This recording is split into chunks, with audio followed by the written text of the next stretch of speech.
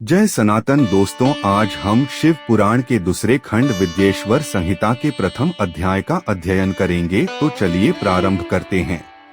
पहला अध्याय पापनाशक साधनों के विषय में प्रश्न, जो आदि से लेकर अंत में है, नित्य मंगलमय है, जो आत्मा के स्वरूप को प्रकाशित करने वाले हैं, जिनके 5 मुख हैं और जो खेल खेल में जगत की रचना, पालन और संहार तथा अनुग्रह एवं तिरोभाव रूप 5 प्रबल कर्म करते हैं, उन सर्वश्रेष्ठ अजर अमर उमापति भगवान शंकर का मैं मन ही मन चिंतन करता हूँ।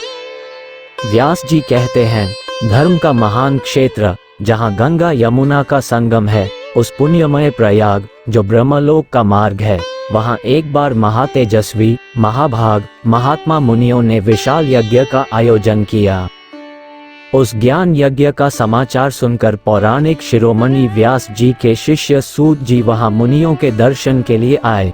सूत जी का सभी मुनियों ने विधिवत स्वागत व सत्कार किया तथा उनकी स्तुति करते हुए हाथ जोड़कर उनसे कहा, हे सर्वज्ञ विद्वान रोमहर्षण जी, आप बड़े भाग्यशाली हैं। आपने स्वयं व्यास जी के मुख से पुराण विद्या प्राप्त की है। आप आश्चर्य स्वरूप कथाओं का भंडार हैं। आप भूत भविष्य और वर्तमान के ज्ञाता हैं। हमारा सौभाग्य है कि आपके दर्शन हुए। आपका यहाँ आना निरर्थक नहीं हो सकता। आप कल्याणकारी हैं।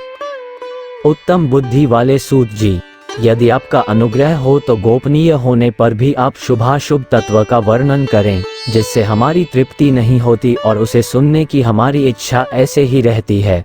कृपा कर उस विषय का वर्णन करें। घोर कलयुग आने पर मनुष्य पुण्य कर्म से दूर होकर दुराचार में फंस जाएंगे, दूसरों की बुराई करेंगे, पराई स्त्रियों के प्रति आसक्त होंगे, हिंसा करेंगे, मूर्ख, नास्तिक और पशु बुद्धि हो जाएंगे। सूत जी, कलयुग में वेद प्रतिपादित वर्ण आश्रम व्यवस्था नष्ट हो जाएगी। प्रत्येक वर्ण और आश्रम में रहने वाले अपने अपने धर्मों के आचरण का परित्याग कर विपरीत आचरण करने में सुख प्राप्त करेंगे। इस सामाजिक वर्ण संकरता से लोगों का पतन होगा, परिवार टूट जाएंगे, समाज बिखर जाएगा। प्राकृतिक आपदाओं से जगह जगह लोगों की मृत्यु होगी, धन का क्षय होगा, स्वार्थ और लोभ की प्रवृत्ति बढ़ जाएगी, ब्राह्मण लोभी हो जाएंगे और वेद बेचकर धन प्राप्त करेंगे। मद से मोहित होकर दूसरों को ठगेंगे, पूजा पाठ नहीं करेंगे और ब्रह्म ज्ञान से शून्य होंगे।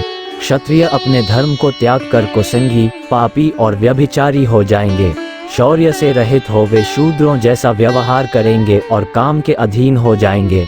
वैश्य धर्म से विमुख हो संस्कार भ्रष्ट होकर कुमार्गी, धनोपार्जन परायण होकर नाप तौल में ध्यान लगाएंगे। शूद्र अपना धर्म कर्म छोड़कर अच्छी वेशभूषा से सुशोभित हो व्यर्थ घूमेंगे। वे कुटिल और ईर्ष्यालु होकर अपने धर्म के प्रतिकूल हो जाएंगे, कुकर्मी और वाद विवाद करने वाले होंगे। वे स्वयं को कुलीन मानकर सभी धर्मों और वर्णों में विवाह करेंगे। स्त्रियां सदाचार से विमुख हो जाएंगी। वे अपने पति का अपमान करेंगी और सास ससुर से लड़ेंगी, मलिन भोजन करेंगी। उनका शील स्वभाव बहुत बुरा होगा। सूत जी, इस तरह जिनकी बुद्धि नष्ट हो गई है और जिन्होंने अपने धर्म का त्याग कर दिया है, ऐसे लोग लोक परलोक में उत्तम गति कैसे प्राप्त करेंगे? इस चिंता से हम सभी व्याकुल हैं। परोपकार के समान कोई धर्म नहीं है। इस धर्म का पालन करने वाला दूसरों को सुखी करता हुआ स्वयं भी प्रसन्नता अनुभव करता है। ये भावना यदि निष्काम हो तो कर्ता का हृदय शुद्ध करते हुए उसे परम गति प्रदान करती है। हे महामुने, आप समस्त सिद्धांतों के ज्ञाता हैं। कृपा कर कोई ऐसा उपाय बताइए जिससे इन सब के पापों का तत्काल नाश हो जाए।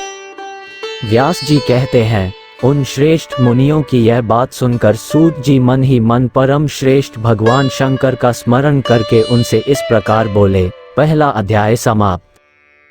बोलिए देवों के देव महादेव की जय हो। दोस्तों, इस वीडियो में इतना ही। यदि आपको कुछ पूछना हो तो आप कमेंट बॉक्स में लिख दीजिएगा। बाकी मिलते हैं अगली वीडियो में। जय सनातन, जय भोलेनाथ, हर हर महादेव।